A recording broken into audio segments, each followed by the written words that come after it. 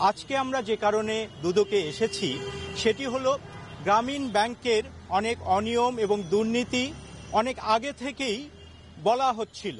বিশেষ করে বাংলাদেশ ব্যাংকের বিশদ প্রতিবেদন 1997 পরবর্তীতে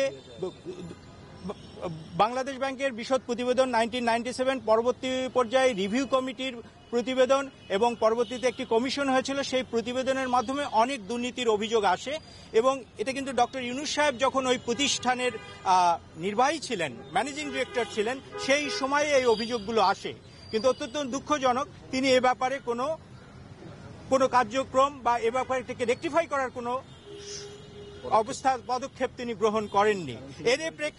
এর প্রেক্ষাপটে আমরা যেটা হয়েছে, গ্রামীণ ব্যাংককে একটি যুগোপযোগী প্রতিষ্ঠান হিসাবে সামনের দিকে এগিয়ে নিয়ে যাবার জন্য গ্রামীণ ব্যাংক একটি নির্বিড়, যেটাকে বলা হয় কম্প্রিহেনসিভ অডিট করেছে বাংলাদেশ ব্যাংকের একটি নথিভুক্ত একটি অডিট ফার্মকে দিয়ে। সেই অডিট ফার্ম যখন যে নিরীক্ষা করলো, তার মাধ্যমে আমাদের সামনে, অর্থাৎ গ্রামীণ ব্যাংকের একটি কর্তৃপক্ষ আছে যেটি হচ্ছে গ্রামীণ ব্যাংকের পরিচালনা পরিষদ, তাদের সামনে অনেক দুর্নীতি অনিয়ম এর অভিযোগ উঠে আসে।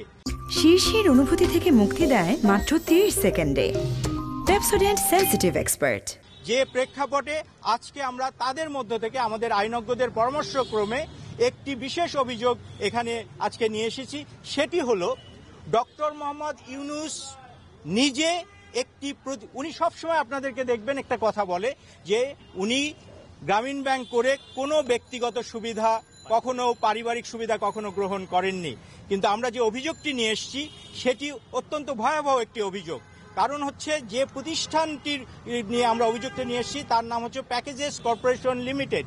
আপনারা দেখবেন এই অর্গানাইজেশনের 25% শেয়ারের মালিক হচ্ছেন ডক্টর ইউনূস নিজেই এবং তার বাকিটা হচ্ছে তার পরিবারের, তার বাবা জনাব দুলা মিয়া সওদাগর, তার ভাই আব্দুল সালাম এবং ইব্রাহিম সাহেব। তো এই যে ব্যক্তিগত প্রতিষ্ঠান, সেই প্রতিষ্ঠানকে তিনি কি করলেন? প্রথমত এই প্রতিষ্ঠানকে তিনি আইন বহির্ভূতভাবে গ্রামীণ ব্যাংকের আইনে সুস্পষ্ট বলা আছে গ্রামীণ ব্যাংক শুধুমাত্র গ্রামীণ দরিদ্র ভূমিহীনদেরকে লোন দিতে পারবে। সেই আইনের সম্পূর্ণ ব্যত্যয় ঘটিয়ে উনি ওনার ব্যক্তিগত প্রতিষ্ঠান প্যাকেজেস কর্পোরেশন লিমিটেডকে সেই সময়ে 9.5 কোটি টাকা লোন দিলেন। এখন হয়তো আপনারা কিন্তু এখনকার অঙ্কের চিন্তা করবেন না, সে সময় 10 কোটি টাকা হলে এটা 90-এর দশক থেকে শুরু হয়েছে, 90-এর দশকে। সে সময় কিন্তু 10 কোটি টাকা হলে একটা ব্যাংক করা যেত। সে সময় আমাদের দরিদ্র নারীদেরকে এবং দরিদ্র যে সদস্য ছিলেন তারা 500, 1000, 1500 টাকা এরকম ভাবে তারা লোন পেতেন। তাহলে কতজনের দারিদ্র্য থেকে উঠে আসার পথকে বন্ধ করে তিনি বেআইনিভাবে তার ব্যক্তিগত প্রতিষ্ঠান, এখানে খুব সুস্পষ্টভাবে আপনাদেরকে যেটা মনে রাখতে হবে, ওই প্রতিষ্ঠানের উনি মালিক, শেয়ার হোল্ডার, 25% শেয়ার হোল্ডার উনি এবং ওনার বাবা এবং ওনার ভাইরা। আমরা যেটা করলাম, আমরা এই তথ্যগুলো নিয়ে যে জিনিসটা আমরা পেলাম সেখানে দেখলাম যে উনি ঋণ দিলেন, ঋণের আবার সুদ মওকুফ করলেন। এক পর্যায়ে সুদ মওকুফ করতে গিয়ে তিনি সুদ মওকুফের সাথে সাথে আসলেরও একটা অংশ মওকুফ করে দিয়ে গ্রামীণ ব্যাংকে ক্ষতিগ্রস্ত করলেন।